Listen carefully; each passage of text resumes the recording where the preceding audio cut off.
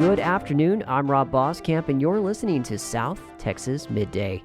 Thank you for joining me on this Monday, June 2nd. The 2025 hurricane season is officially underway, and coming up on KEDT Community Focus this hour, I had the privilege to speak with PBS Frontline correspondent Laura Sullivan in the latest episode of the outlet's documentary series, Hurricane Helene's Deadly Warning. Laura revisits a decade's worth of reporting on storms such as last year's Hurricane Helene and 2017's Hurricane Harvey. There was a perception for decades now that the storms that people would face would come from a tidal surge, would come from a hurricane coming in off the coast. But so much of the damage is coming from the hurricane that comes in off the coast or the large storm and lingers and stays for days, dropping this incredible rainfall on communities. And that rainfall then starts moving and sweeping things away with it. That's the danger that Americans are facing now that was not as significant in the past. The episode also looks at how, as climate change-related storms become more frequent and severe in the U.S., there are concerns that incremental attempts to mitigate against future flooding across the country aren't going to be enough. I think the question that we started asking is why, if the storms are getting worse and more frequent over time, how are communities going to prepare for this in the future? And what we really found looking at some of the storms we had been to in the past is that communities are not prepared, not even the ones who threw so much time and effort into these storms. You can watch the latest episode of Frontline at pbs.org, and we'll have that interview with Laura for you following South Texas Midday. You can also hear that interview wherever you get your podcasts. The Federal Aviation Administration has grounded SpaceX's Starship after a mishap involving its out-of-control test flight last week. Texas Public Radio's Jerry Clayton has more. Starship's ninth test flight marked the first time reusing a Super Heavy booster, part of its powerful rocket system. The unsuccessful test mission saw the spacecraft tumble out of control and break apart over the Indian Ocean. The booster was also lost after it exploded over the Gulf of Mexico. The FAA says the rocket is grounded until SpaceX determines the cause of the failure. Debris from both the booster and main rocket fell in pre-planned hazard areas, according to the FAA. One airline flight was diverted, another delayed. SpaceX CEO Elon Musk has said he wants to accelerate Starship test flights with the ultimate aim of reaching Mars. I'm Jerry Clayton in San Antonio. Today, the Texas legislature's 2025 session is coming to a close. In the past 140 days, lawmakers have approved more than 3,400 bills and resolutions. There's still time in these final hours to pass meaningful legislation, but for the most part, the biggest bills of the session are already heading to the governor's desk. Over the weekend, the Texas House and Senate worked to find compromise on still pending bills. The Texas Newsroom's Blaze Gainey has an update. Both chambers came to an agreement on several high-profile bills this weekend. That included Senate Bill 8, which requires that Texas sheriffs enter into agreements with ICE to enforce immigration law. Another one, Senate Bill 7 and Joint Resolution 7, which would make a multi-billion-dollar investment into the state's water infrastructure. That'll still need voter approval before taking effect. Lawmakers also agreed to expand Texas' compassionate use program for medical marijuana. The program will now allow for more official dispensaries, increasing the number of licenses in Texas from 3 to 15. They also broadened who can participate. I'm Blaze Gainey in Austin. Meanwhile, lawmakers in Austin have reached a dead end on a bill that would have ended the STAAR test, the state's standardized test for public schools. As the Texas Newsroom's Lucio Vasquez reports, the bill missed a key legislative deadline over the weekend, just as the session wraps up later today. House Bill 4 sought to replace STAAR with 3 shorter tests spread throughout the school year, but disagreements between the Texas House and Senate stalled progress on the proposal over the weekend. The Senate wanted to give the state education agency more control over school ratings, which rely heavily on STAAR test scores. The House, on the other hand, insisted the agency get lawmakers' approval before making major changes. With no compromise reached, the bill stalled out. For now, the STAAR test remains the state's primary tool to measure student performance in Texas public schools. I'm Lucio Vasquez in Houston. The recently passed Texas budget bill includes a low-interest loan program for farmers. Texas Public Radio's Jerry Clayton has more. The $100 million program aims to help farmers struggling with the financial strain brought on by natural disasters, tariffs, and other economic issues. The funding came after months of pressure on lawmakers to help farmers struggling with everything from historic drought and wildfires to supply chain issues, according to State Senator Roland Gutierrez, a San Antonio Democrat whose district also includes parts of rural South and West Texas. Gutierrez says lawmakers also continued funding for a farmer suicide prevention hotline. Texas farmers die by suicide more than 3 times the national average. The number for that hotline is 833-897-2474.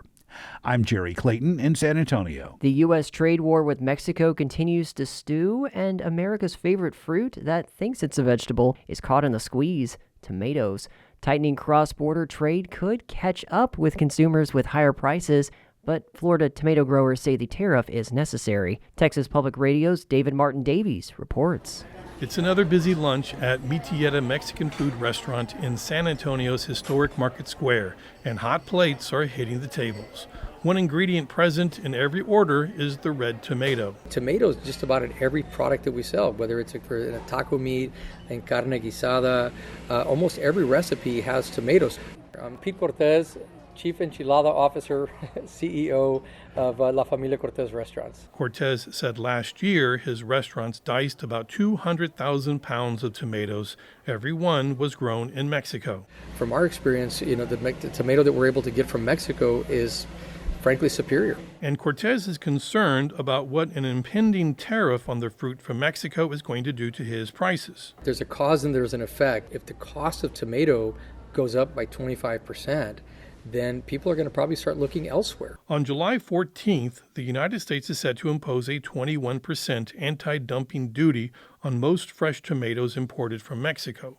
Robert Gunther, vice president of the Florida Tomato Exchange, says this is different from the Trump tariffs. The reason why this is called an anti-dumping duty versus a tariff is because that the U.S. government has concluded that the Mexican tomato industry has been dumping tomatoes illegally into the United States. Gunther says over 25 years ago, the Department of Commerce ruled that Mexico was illegally undercutting Florida's tomato growing industry. They broke the law. They broke the U.S. trade law, and the U.S. government has sided with that. So none of this makes sense anymore. Skip Hewlett is the chief legal officer at NatureSweet, a San Antonio-based company specializing in growing, packaging, and selling greenhouse-grown tomatoes, the majority of them grown in Mexico. Hewlett says NatureSweet isn't dumping Mexican tomatoes, selling them below cost. He asked, how then would they stay in business? And he points out that the investigation into Mexico's tomato imports was conducted in 1995 and 96. Maybe it did in 95 and 96, but they put up an agreement in place that was in one form or another has been there for 30 years to protect the U.S. industry. But during that time, the U.S. tomato industry has been withering. Its share of the U.S. market has dropped from 80 to 30%. So we've lost farms, we've lost jobs. Some of the most experienced, dedicated growers in this country have been forced out of business. And that is all because over the last 30 years, there has been a systematic neglect to abide by U.S. trade laws and sell the tomatoes from Mexico at a fair market price. Hewlett counters by saying Mexico growers are able to produce a tastier tomato in high volume using state-of-the-art greenhouse technology. The members of the Florida Tomato Exchange are open-filled. They grow the big tomatoes, gas them red, and consumers have said we really don't like the taste. That's what they're going to provide at a higher cost to the consumer. Gunther says the 21% duty will not result in higher tomato prices. But Hewlett says NatureSweet will have to raise its prices because of the tariff. Tomato, tariff, or duty, consumers might say it's all the same to them, but if it does mean higher prices, they won't be happy. Mexico already isn't happy. They have indicated the possibility of imposing retaliatory tariffs on U.S. meat exports, including chicken and pork, if the tomato duties are enacted.